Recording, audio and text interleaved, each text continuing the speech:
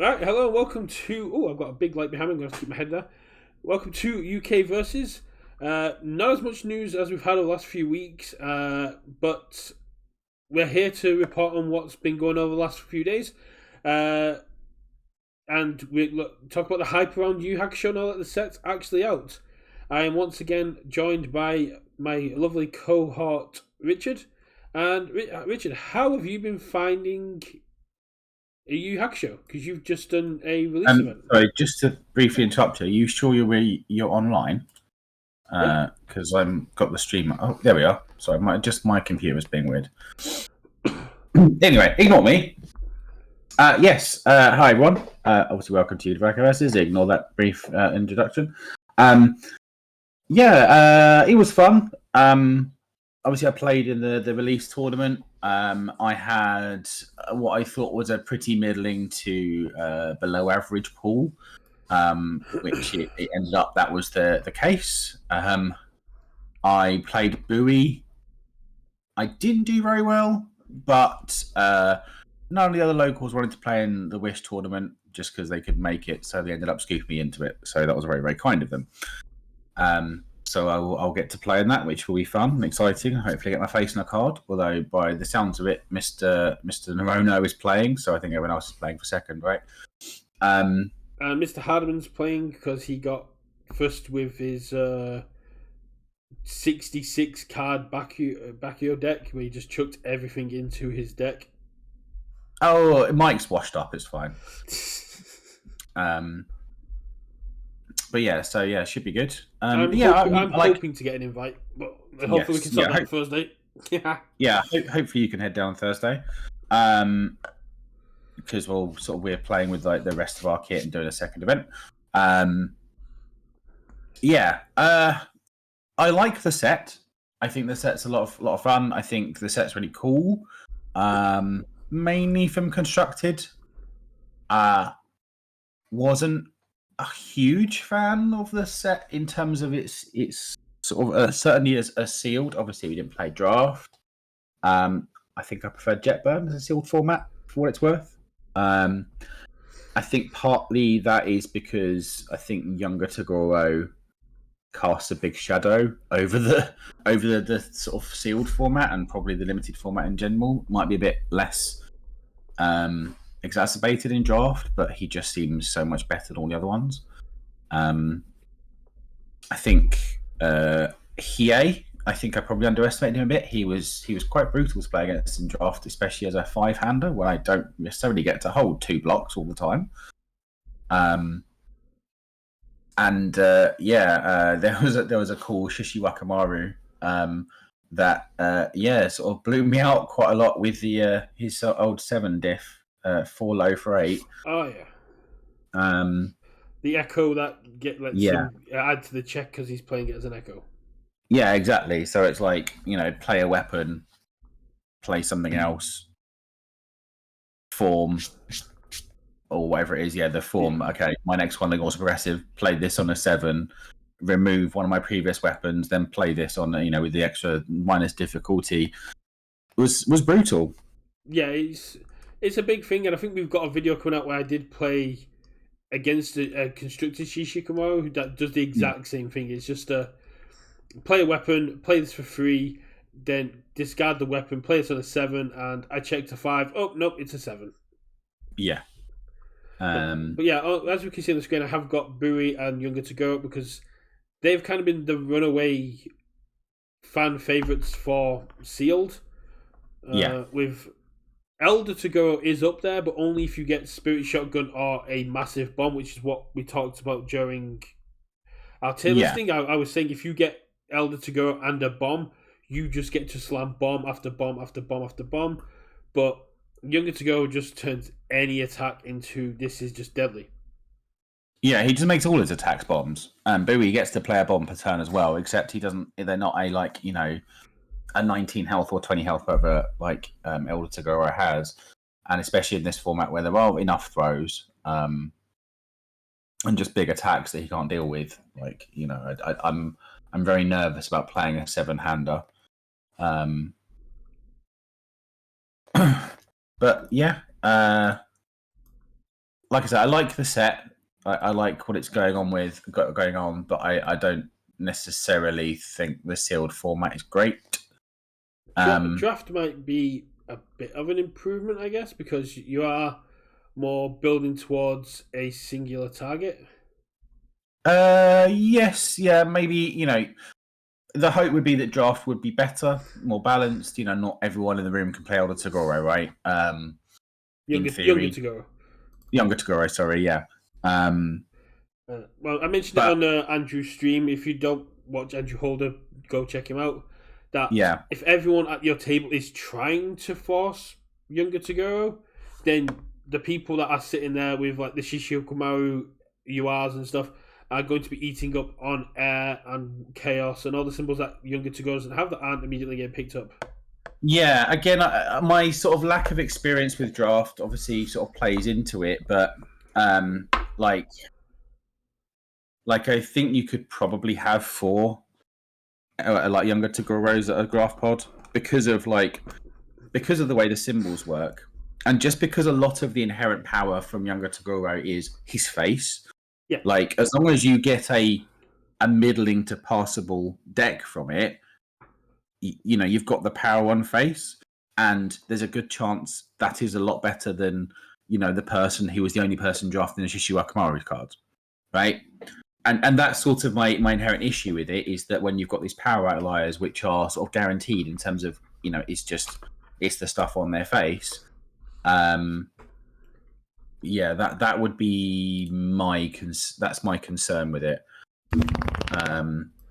But yeah, as we've got someone in chat saying Dark Time was a cool set, but is it draft ready? We're about to find out, which is true. Apart from in 3 weeks.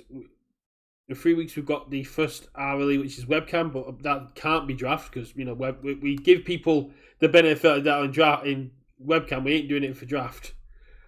Yeah, I mean, draft obviously doesn't work over webcam unless you're sort of doing it through a, you can do it through a client if one exists, but obviously there is not an official client. So, but until we find out otherwise, because as we found out in the news, our voices have been heard and discussions about what's going on with RLEs have opened back up. And we should find out a decision soon. Whether that decision is good or bad, at least they're having the conversation is my takeaway from it. Yeah.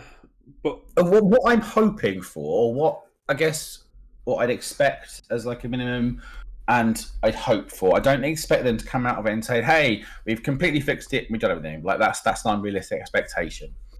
I think a great thing for them to do would be them to say, right, season 1, that's sort of locked in, right? Obviously they've negotiated with the TOs, they've already would have got the product in, all this sort of stuff. Probably season 1 is locked in. That's their plan, and maybe they go away into maybe the announcement. And I'd like this sort of announcement where we'd say, hey, I know we said this is going to be the format for the rest of the regionals for the rest of the year. We will leave the rest of the regionals in the year undecided. We will go ahead with our plans for season 1, and we will see how it plays out and take feedback, and then we will reassess and look at what we want to do with the rest of the regionals for the rest of the year. If this ends up being a failure, or if it succeeds, we might proceed. But we'd like to take the opportunity to at least try our ideas, because, they're not obviously coming up with this shit just to troll people or because fuck it nugget, right? There's obviously someone that has put thoughts into it. There's obviously people that have, considered what happens. So I would hope, that as a minimum, they say, okay, we're not going to lock ourselves in for the rest of the year. We're going to let season 1 roll, let those happen as they're going to happen, and get feedback, right? And if it turns out that 20 people go to Sheffield because no one wants to draft, well, that's probably a problem, and they need to reassess, right? See, my issue has never been with the draft side of it. I'm all in draft. It's the cutting of the rounds, and that's what I want to see change. Yes, but I think that's sort of that goes hand in hand with draft, because fundamentally the game doesn't have the infrastructure to run draft on a larger level, right? So that's part of the problem. But anyway, like I say, we'll wait and see what they say. Obviously, we'll cover it on the next cast, as in terms of depending on when we get one. Out. But I hope they, that would be my hope, and that would be something I'd be happy with them to say. We want to let it roll. We let it ride for this season 1. We try it out, and if it doesn't go to plan, if it doesn't work, if all the feedback's really negative, if there's loads of field bads, then we will change. Well, we'll look at changing for the rest of the year, and we'll take ourselves off locking the rest of the year in, and that would be my preferred approach. Obviously, my preferred approach is we'll get rid of the draft and stuff, but I don't think that's going to happen. See, I think just saying we're going to take it under advisement, and we'll see what happens, and we'll look at the rest of the year. My hope is that they come out and they go, we wanted to foster a competitive environment. This would do it, but we understand that it's not healthy for new players, and as it is still a growing game, that they just go, we wanted to try it. We've heard your feedback, and that they either change it to sealed RLEs, which isn't great, but it's a direction they can go. Try and use participation boosters as a draft for everybody. Or just basically go, we're scrapping it until we can come. Or we're going to do Swiss constructed day 1 and move draft to day 2. Yeah, I think the entire whole drafting is not something that they have the infrastructure to do. I don't think that's going to work out. I don't think that's an option realistically on the table at the moment. Part of the problem is that I think they're trying to make these regionals more like Pro Tours rather than GPs, which would make sense, I think, to people that played competitive Magic at any point and not necessarily to anyone else. So Pro Tours were invite only, high stakes, highly competitive events. They generally would test multiple formats. So they would always be split, draft, constructed. There'd be 3-day events. So you'd have like day 1 cut. You'd have your day. Rob you play 5 rounds constructed, 3 rounds limited day 1. If you didn't go, I think at least if you didn't get at least 4 wins or 5 wins, you got cut. You then play day 2, and then top 8 is day 3. So these are the big premier events, right? And then Grand Prix where just anyone can fucking turn up. Much more friendly, much bigger, right? A Pro Tour might have a couple hundred people. Grand Prix might, the bigger ones, they got up towards 800-900 people. And they were a brutal cut because of the amount of people there, right? And it would just be day 1 and then cut to top 8 day 2, right? a lot of the time. Or, I can't remember what their cuts were to day 2, but, they were obviously long events. Day 1s were quite often 9, 10, 11 rounds.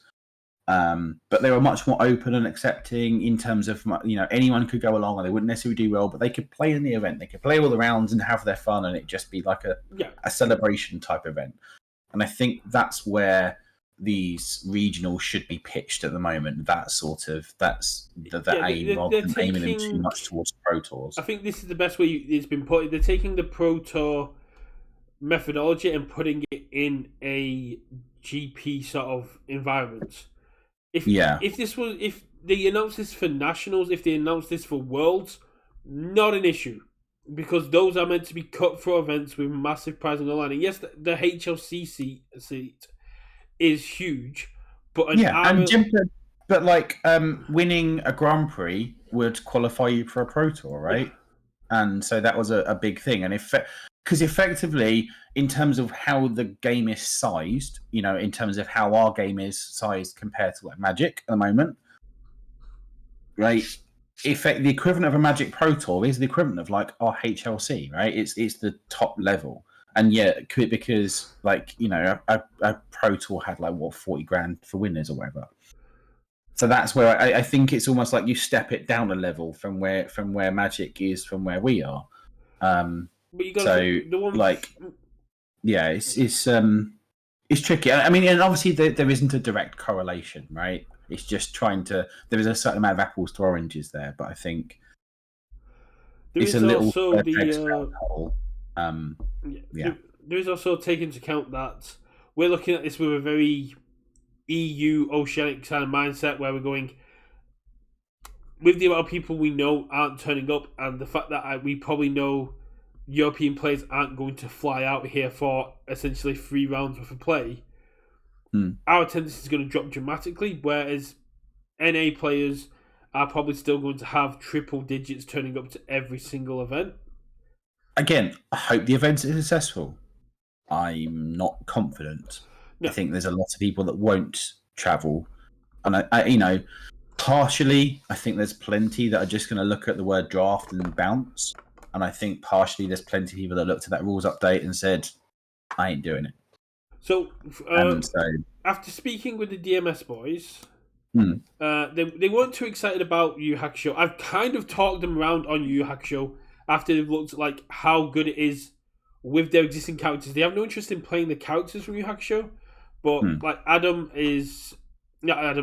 is very in on playing some of these cards in his Deku 2 or in Deku 5 and stuff like that. So they're interested in bringing the cards into the MHA characters, and they're very excited for Girl Power, which we'll get on to soon. But yeah, like I said, I think overall the deck from a constructor perspective, is really good. Obviously, there's been a few sort of rumblings in terms of like the size of the set and the ability to sort of, if you want to get 4 of each, it's a big undertaking. If I can just finish my train of thought, sorry. Go on, so.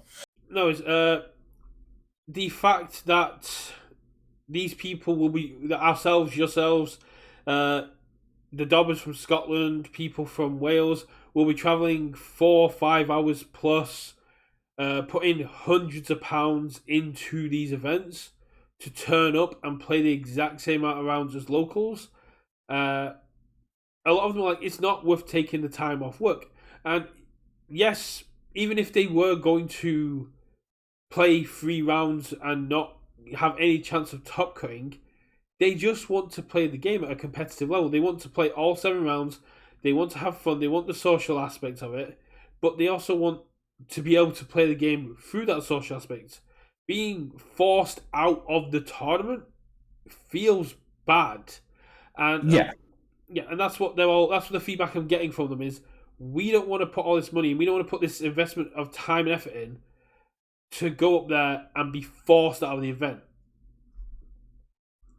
Yeah, like it is what it is. Obviously, we've covered that, so we'll just have to wait and see what UVS games come back with, and hopefully it's positive, and hopefully it's a step in the right direction. Hopefully we can find out something soon. I imagine we'll find something out around the RLE time, but we haven't actually been told anything about like if we have to pay for the Wish tournament, when the RLE event's coming up. We haven't been told anything like this stuff. I believe Lenoco put something in the chat on Discord today saying that all the details will be released once the emails go out to people that qualify.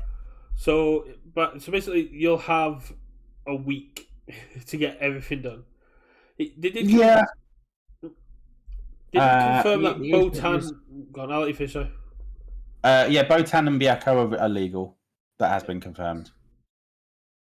Yeah, so that's going to be a cool one. But the biggest news that we got was just a surprise drop of an article yesterday. Girl Power. For Girl Power. Where we have our first female Chrome character. And we found out it's Mirko. This is going to be a huge set. 180 cards, plus 11 reprints, plus 6 SRs, and then whatever else comes along as well. Yeah, so that's roughly the same as like Dark Tournament, right? If you consider the retro slot. Set 1 was that big only if you considered the starter deck stuff, right? Yeah. Like the back go, because obviously the numbering was weird and they were kind of in the middle of the set. And, if you think about it, we obviously don't have DLCs anymore. We're not going to have Plus Ultras anymore, from what I can tell. Like, it's just going to be a individual promos. But, like, they're moving away from mechanically uniques. Thumbs up. So I think a lot of those, maybe those card designs, those cards that maybe would have been in those sort of ancillary products are now coming into the main set. I think it's fine.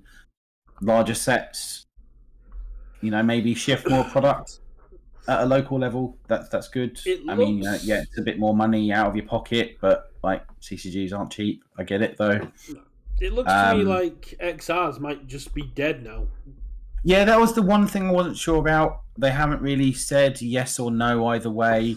Like it was the thing where like obviously we had no deadlock in Yu Yu, right? And it was like, well, have they just got rid of it entirely and it's now gone and they've just not mentioned it? But there was stuff with deadlock in this set, as you can see in front of it. Lunar Arc has deadlock stun too, so it's not they've not retired the keyword entirely. So that's fine. But yeah, it looks like alt arts are going to be. They got rid of XRs. Well, I mean, they didn't have it in this set. They brought in alt arts, and now we've got alt art Lunark, we've got alt art Mirko. Yeah. So it sounds like, I don't know if the article said that all the URs will have alts, or is it just some? I imagine it's just some. I only skimmed the article. I know there's. I saw there's 11 reprints from what we're going to get a bit further down, but it's good to see Asui 1 back in the set, but with 30 health. Yeah. Yeah, she's interesting. I think she's solid.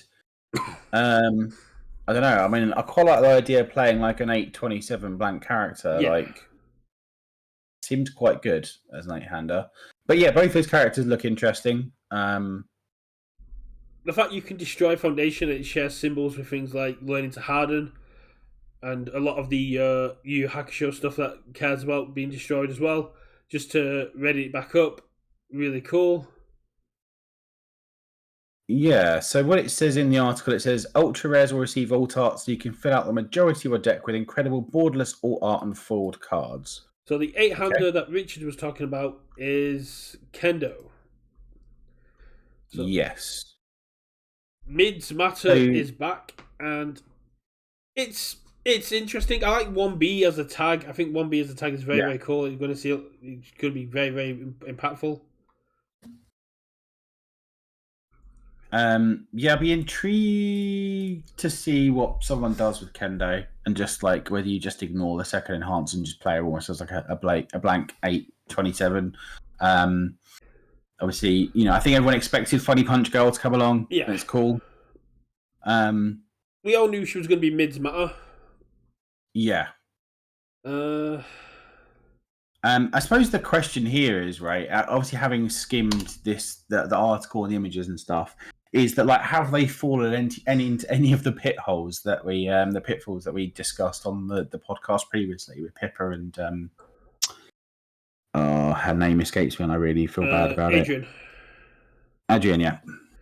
Yeah, I mean, looking at the artwork, Mirko's hard to do with anyway because Mirko's always going to get over-sexualized no matter what she's doing because she is... Yeah, it's a bit gratuitous crotch shots on Mirko, isn't it? Other than that, I think it seems fine so far, but again, we'll have to see. It might be one of those things that we do like a reprisal, so we get Adrian and Pippa and other of the women that wanted to be in there but couldn't get it in time to come back and give their views, because same as like when the set came out, 2 cis white men giving their opinions on the over-sexualization of cards is a bit weird. Yeah, that's sure. I mean, we can have opinions. That's fine. Yeah. It's just not necessarily as important. I do like Mei Hatsume getting some support, and maybe we're going to see Mei too. I would very much imagine so. Like, I'd be amazed if she didn't, right? Like, she's obviously looks like a keywords batter type. I don't know whether that's going to be a case of that's what her kit's going to be like, almost like a reverse Midnight, sort of a Midnight-esque thing where she just wants lots of keywords, or whether that's what our Ultra Rare does. I'm hoping Midnight comes back. I would love for an alt-art Midnight to be there, and just people like, I thought she was dead, and I'll just turn up to Nats with my same deck again. Well, I mean, obviously, I don't know if you've got to it yet, but there is 11 reprints from previous sets, so we don't know whether they're all characters or whether they're other cards. So they could see a Midnight in that slot, right? Conceivably, if it's a girl power set, they might want to bring Midnight back. Yeah, it might also be a situation with the 35 from Dark Tournament, where we have 11 reprints, but only 6 of them are going to be actual playable, and the rest are going to be just MHA1 all art reprints. Yeah. Or, you know, I don't know, maybe Andrew has got like some sort of blackmail on one of the leaders at UVS Games, and it's just like reprinting Tongue Whip and passing the torch. No, if we get like Asui 1 back, we know Jose had a word with them. Oh, no. It'll be if it was Kamui Wood somehow. No, but Kamui Wood's coming back in Girl Power is a bit weird. Yeah. But yeah, the cards look cool. The Hatsme attack looks fine. Depends how it works. The Momo secret rare is interesting. It sort of indicates, as other people have suggested, a throwback to an old character that she might be, and I'm trying to think. I think it's like here. It's a decently statted attack. I like the sort of cannon blast a bit, right? Yeah. Xienko from Darkstalkers, it looks like. Or Capcom League kit. So Xienko 1 or whatever. So yeah, it's like commit one first form, commit one foundation, choose one non-unique Chaos Earth or Good Foundation in your discard pile. If there are no other copies of that card in the discard pile staging area, add it to your staging area. So she was very much incentivized to be playing almost pseudo commander, right? Lots of one-offs. Yeah. And that's obviously what this secret rare suggests. It's like commit 3 face-ups that do not share a name, right? So she suggests she wants to play a variety, and that might be quite a fun thing, have a character that really incentivizes you to play just, you know, a foundation base of like 40 foundations or just 40 different ones, or, you know... It'd be very cool with the DLC 2 foundation that she has, which has the Momo Yatsu response when it's committed to pay a cost. Ready it? Yeah, I mean, yeah, obviously that works very well with Cannon Blast and stuff. So, but yeah, so yeah, we'll have to see how that goes. Like, I think it'd be cool as an idea if they brought back a spiritual reprint of Xienko. I don't know how I feel about the SR art, which is just like a dramatically zoomed in for this one. Yeah, I think it's fine. I think it's just just more of Momo's face, I guess. I like the fact it's still got a border, but it's more borderless than the SRs from Dark Tournament as well. Because Dark Tournament's got like the golden border on the SRs, right, okay. And then the XSRs, you get rid of that for like. Yes. Yeah, and it's like they had. It's similar to what was in Jetburn, right? Yeah. So it was like, you know, they had the coloured border based on what the card was and the character. So back to that more sort of stylized. It made Face Wings very weird to play. Look at all this red, but it's an action. Yeah. But yeah, the stuff's cool. Obviously, it seems like, you know, we literally just had the last product out, and we're getting stuff for the new product. So I hope we don't get into product overload land. These look very, very bland for rares, I'll be honest. The zero gravity tag and perceived weakness. I'm more looking at the symbols. Like, the fact that Ochako now has fire is really interesting to me. If it is going to be relating to her character. And then Toga 4 has picked up all. Yeah. I mean, again, you know, obviously part of that isn't necessarily flavor, right? It's just mechanics rather than flavor to an extent, right? They need to sort of diversify the characters and make sure that, you know, certain symbols and symbol combinations have their stuff. And, you know, so sometimes you'll just kind of, I guess there'll be weird symbols and stuff because, well, they have to just to make the sets work. Yeah. But yeah, perceived weakness as a flip to get +1/+1, only on a weapon attack, only if they've lost health this turn. It's tenacious, which is nice. But as a 1/3/5, as a rare, I'm like, I don't even know if I want to play this card. And then Zero Gravity Tag is so very, very mid. Like committing a foundation for 2 damage on and stun 1 is fine, but it's a 3 mid. It's a sort of a pseudo 2 diff. Yeah, which because you've got the one if you're a 1A character, yeah. And then you make it into a 3 diff if you want to commit for it to make it relevant. Or it's a 4 diff that you make a 5 diff.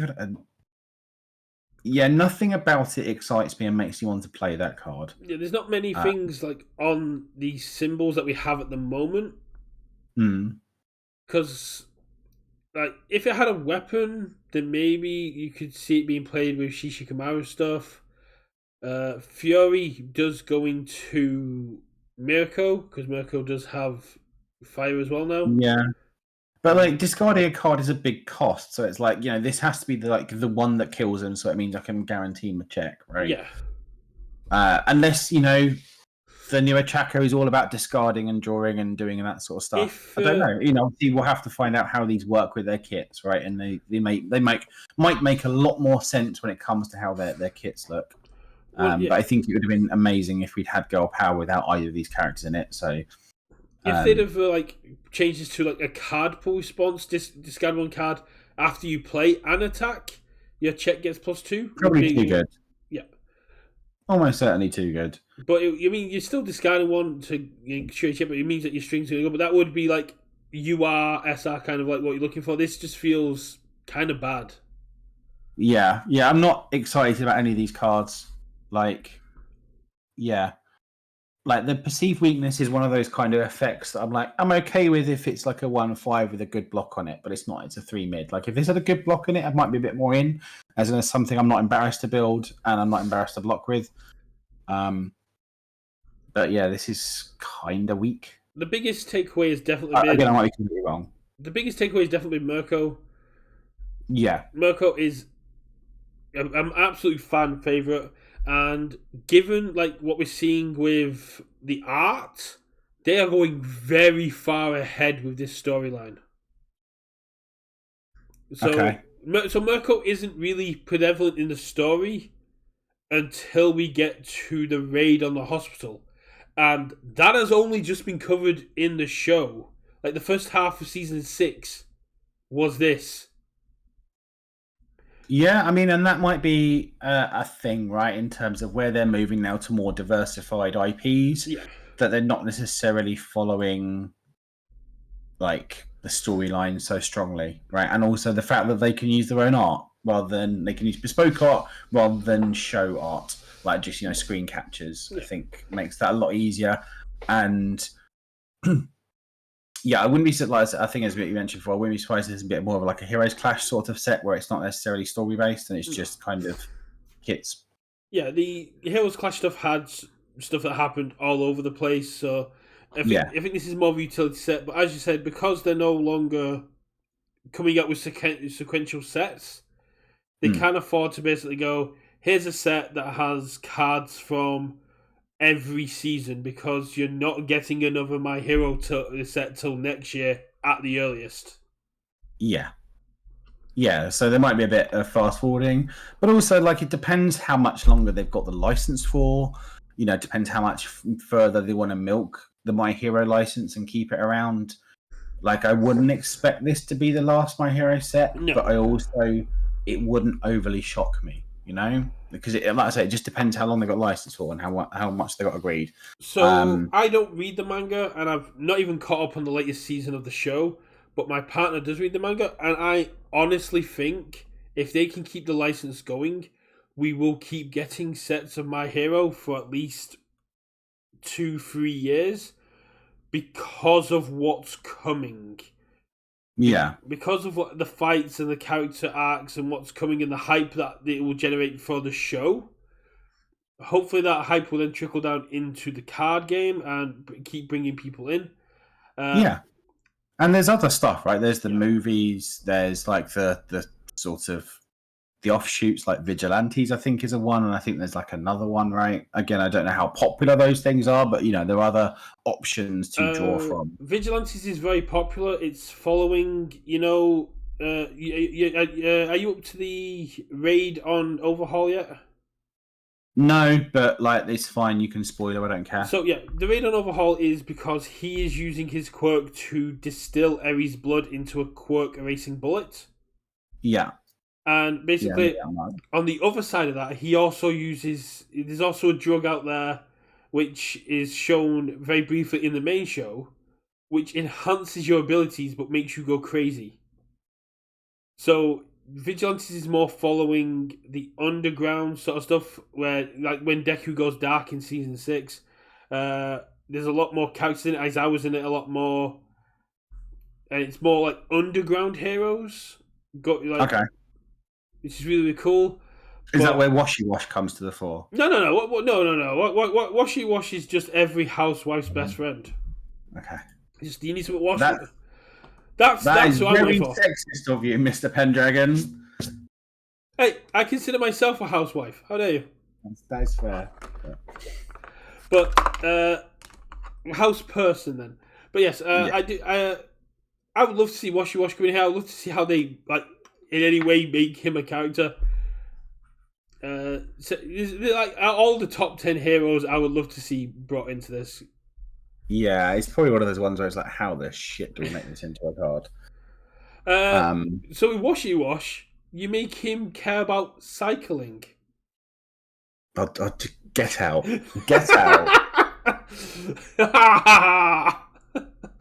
Yeah. Right. Podcast over. UKversus is no more. That joke literally just came to me as I was saying it. Mwah. But I think Attack on Titan's gonna kind of cover all X. I think it's like 4 or 5 seasons within these 2 boxes. All right. Okay. I presume it'd be like a season per set. You know? No.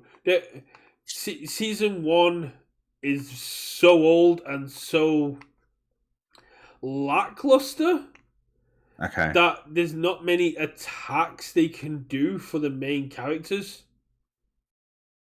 I think season 1 and possibly like season 2 would get in there. If they were doing manga, we would have a Chainsaw Man character because he's part of the MHA manga. But yeah. I don't know much like all the later stuff, but I can't see how they can put like 200. Say the same. 200. There's no way they can get 180 cards out of season 1. Not a chance. Okay. Season 1 and season 2, where you get a bit more of like the transformation stuff. There's a lot more fights going on. You get a lot more Titans. I think. That's where the exciting stuff happens. I found something really cool when I was going for like the stuff I got on eBay, like the evolution of the game, because I've got playmats from like set 2, which say Jasco Funimation. Then I've got Jasco, and then I've got like ones from set 3 that say Jasco Crunchyroll, and I think I've got some that say UKversus Crunchyroll, and now I've got one. Yeah, the one on the table in front of me that says UKversus Crunchyroll. And now I've got UVS. I've got UVS Crunchyroll. On like the Trigun stuff, and then when it comes to like the Attack on Titan stuff, it's probably going to be like it says UVS Kodamashi. Yeah. Which is it's really, really cool to see like the evolution and stuff like that. I would love to see them get hold of things like solo leveling, Blue Lock, Fairy Tail, but we've done all this in the past. Yeah. So yeah, I mean that sort of covers what we've got, right? I mean we'll just have to wait and see what else comes along. There's not much we can really do at the moment because Enhanced comes out tomorrow. Yes, that's tomorrow for Enhanced for the Critical Role stuff. Yeah. So I don't know whether you've heard on the grapevine. There looks like there's going to be some sort of really cool event they're going to do alongside the release of these for local game stores. Oh. They did that last time with Trigun and Cowboy Bebop, where they did the character event. Where you... No. This is much different. Oh. This is going to be like a cooperative, all against one type, fighting the boss type event, from what I've heard. I don't know details, but this is going to be like a very different sort of almost D&D. To go back to thing. the magic analysis, similar to the Heroes of Takia, where like Pharos and stuff, where you had to go up against the Minotaur and the Hydra and. I think so, but I never really played during Theros. So, I see. Pharos is the last time I actually played, and I took the Hydra and Minotaur on one with a mono black deck and won, and then got completely destroyed at a GP. Yeah, because I'm still a bad player, but I was a worse player then. But yeah, it sounds like, I don't know whether you're playing against AI or whether like one of the players like takes on the role of like the big bad or something. Yeah, as Jay says, I don't really know what the mechanics are, but it looks like something really, really cool. And again, hopefully draws in the Critical Role crowd as like a thing to see. I thought you were going to be talking about the fact that at the HLC we were told that there's a video coming of Matt Mercer and Liam from Critical Role playing the decks. No, I mean that I wasn't aware of that. I don't even know who those people are. I mean, I sort of am aware of their existences, but like, yeah. So Matt Mercer is having a great year of universes because he's going to be in the Critical Role decks, and then he's also in the Attack on Titan decks as Levi, because that's who he voices in Attack on Titan. Oh, okay. Well, he's not really, because it's not actually the anime, right? No, it's still his character. It's the same thing as like people who watch sub only going, "Oh, Zeno Robinson isn't Hawks." Like Zeno Robinson is Hawks. Yeah, but like if they manage to, so what you're saying, that'll be on the Critical Role channel with everything is content. Ah, that's cool. What is everything? Is everything is content? What's is that a thing? That'll be like a sub form of like Critical Role for the like channel. So like Tom Scar does his like his sketch videos and his blogs, but then has just a show called Content where it's just him and his friends goofing around. Okay, but yeah, so if they have arranged so that the sort of advertising, and sort of demos and previews of this stuff also gets onto the Critical Role channels, I think that's a big win. So yeah. So the other thing to say is that on Friday we did a big a guess the card stream. Big shout out to everyone that turned up to watch that. Thank you to Connor, Mike Hardiman, and Greg Moss for taking part. Congratulations to Greg for his 100% totally legitimate win. Yeah, I did watch back the YouTube video. Completely legitimate and above board. I don't know what Mike's on about. It was all completely fair. He just wasn't as good as the other two competitors, as far as I can tell. And a big shout out to Connor for 26 subs, which unlocked some new emotes for us. Completely unrelated to the result of the quiz. Nope, he still got last, but he made it a lot closer. Mm-hmm. But yeah, that was a lot of fun. It's something I like to do again in the future, but I think we'd have to have Richard along as a second authenticator so that people can't question the results. I think it was totally fine and above board, and I think anyone questioning it is ridiculous. Exactly. It was perfectly balanced and fair, as the rules were written, because they weren't written. But that was a lot of fun. But yeah, if they're going to be doing something big like that, I think I will have to travel to a store just to take part. Murdercleese, if it's Rick and Morty, I'm rioting. It won't be Rick and Morty. Just FYI. It's just such an edgelord fucking program, and it can fuck off into the sun. That's my 2 cents. The main thing about it, there's no way it's Rick and Morty purely because it's too adult. Rick's a Mary Sue. Rick's a Mary Sue, and putting a Mary Sue into this kind of game doesn't work. I mean, it's just a terrible heap of shit. But June, I would wail like a motherfucker on. Hoyoverse, me and Mr. Keith would be wailing. Cyberpunk, I'd be fine. I don't think we'll get the Hoyoverse because they've got their own card game now incorporated into the game as well. And I think but there isn't actually a physical version of that, right? You can get physical cards, and I think it's something to try and do. Okay. And I mean, Honkai Star Rail, same sort of situation.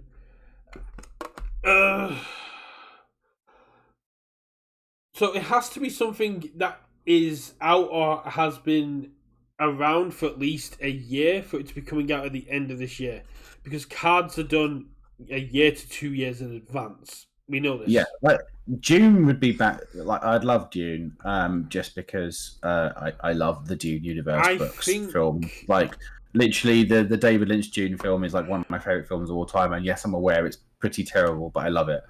I think Dune would be, to put it bluntly, too expensive of an IP. Probably. I mean, having said that, there's like plenty of board games and shit, right? Like I can't imagine it's much. Because it's like a novel series, I can't imagine it's too huge of a thing. It's also one of those things that would a film company, I think, isn't it Warner Bros. That's when it makes Dune? Possibly. Would they want their IP being brought into a realm of other IPs that aren't owned by them? I mean, maybe. Who knows? I mean, because there used to be a Dune CCG, which I enjoyed, but was very, very short-lived. I would love to see if it's going to be more sci-fi anime sort of lines. I know Lonoko is about as big of an Outlaw Star fan as I am, and as a challenge deck, just getting that in there seems cool. You got Gundam, which just have... I feel like it's going to be a non-anime thing, you know? I don't know. It's just that's gut feeling. The only non-animated thing we've had is Godzilla, and technically Godzilla has anime. Yeah. I mean, not in the past, right? It could be Firefly. Could you imagine if you got a Firefly set? Fuck me, no. At least Firefly short, so they'd be like one set and goes away. It would be set. It's a challenger deck. It's just a challenger deck. Oh, it's a challenger deck. Good. I can just ignore it. Yeah, it's a challenger deck that's coming out at the end of the year, so it'll be like... so the way the system works out is we have Cowboy Bebop and Yu Yu Hakusho for season 1. Yeah. Critical Role. Oh no, we have Critical Role as well. So and then we have. Yeah, man, you could easily do the Atreides versus Harkonnen ones. We have the Girl Power Challenger for season 2. We have Attack on Titan for season 3, and then we get Attack on Titan season 2, set 2, and a couple more challenge decks for nationals. Yeah. Buffy isn't sci-fi, and again, Buffy's more completely fantasy. Personal. I'm off anything Whedon. He's dead to me. And Stargate? What? Stargate would catch people off. Again, I love the film Stargate. Don't get me wrong. The film. Yeah. But again, I don't think it necessarily fits into the IP, into the game, right? No. You'd have to have something that was sci-fi technology that was also fighting. Dune would be fantastic. Like again, you do Atreides versus Harkonnen, right? You do Paul versus Fade, and then maybe have the Baron. It's not really versus it. Challenge decks are partners. Well, it depends whether it's 2 challenges or the one, right? Well, it's just the one. It's like it's Cowboy Bebop, Vox Machina. So I think it's just the one. And they come out at the same time. Yeah, okay. Yeah, Blade Runner would be cool. I like Blade Runner. Yeah, I think there's obviously, unless we get any more crumbs about it, I think that there's too much to speculate on. There's just too many options, right? Yeah, there definitely is. But yeah, I don't think there's anything else to cover really. Obviously, if you guys still have to play in your release events, then best of luck at pulling Younger Toguro. But other than that, I think you'll probably keep this one short and sweet. Yeah, we've over the last few weeks we've done a lot of stuff. I'm very excited for Critical Role. I'm very excited for the Wish Tournament. I'm very excited for the RLES. It's a busy month. Usually I won't be able to get away with as much, but March is also my birthday month, so I can get away with a little bit more. That's fair. I need to figure out what I'm doing for the RLE. I also need to figure out what I'm going to play in the April RLE, because it looks like not too many people actually want to go, and it's like, that's actually kind of killing it for me for a little bit, because I had so much fun at Nats with the DMS boys. I don't think I'd have as much fun without them there again. Yeah, it's all part of it. It's all a bit of a snowball effect, right? It's like, some people say that start thinking they're not going to go, then other people are like, well, if they're not going, I'm not going. And it's like, well, if they're not going, I'm not going. So yeah. I mean, I know you're not going. Yes. That means that a lot. Is Claxo and Austin said if they're going?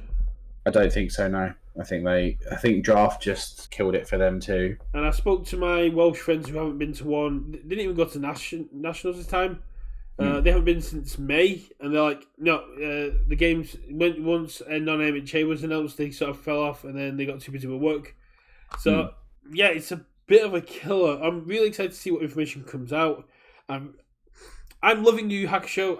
I've just played my janky Kurama deck in a webcam local. I went 0-2-1. Mainly because I knew I had to stream, so I wasn't taking it too seriously, and that's why we were a little bit late, because I was finishing up the last round.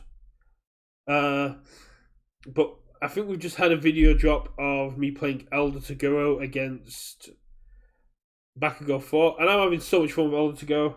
I think he's really, really cool. I think he's definitely being underestimated because Younger Toguro sits there with 32 health. But yeah, I think like Rich said, it's been a long week for the release week. We put out a lot of content. I think this is going to be a much shorter one than usual, and we'll be back on Sunday. Yeah, should be back on Sunday. And then we'll work out between them what we want to go through. I mean, the chances are we'll just be going through the Mighty Nen and Vox Machina stuff. And whatever, because I think it was Wednesday they said they were going to announce stuff, right? That stuff gets dropped tomorrow. Any other news? And if I get my invite on Thursday, we'll be talking about who we're considering for the Wish Tournament and why.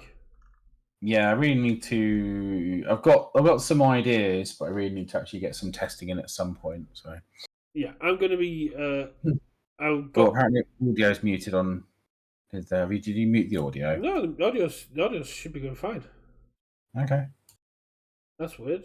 No, according to mine, the audio. Did you press the mute button on Twitch, buddy? Someone by that I mean murder, please. Okay. In chat. But yeah, if you are watching on YouTube, please do hit the subscribe button. Please comment, let us know what your opinions. Engagement really does matter, and for those in the community who are already doing that, we absolutely love you, and we look forward to seeing you on Thursday, on Sunday. I look forward to seeing you on Thursday. Yes. So yeah, thanks everyone for joining, and we'll catch you on the next one. Bye.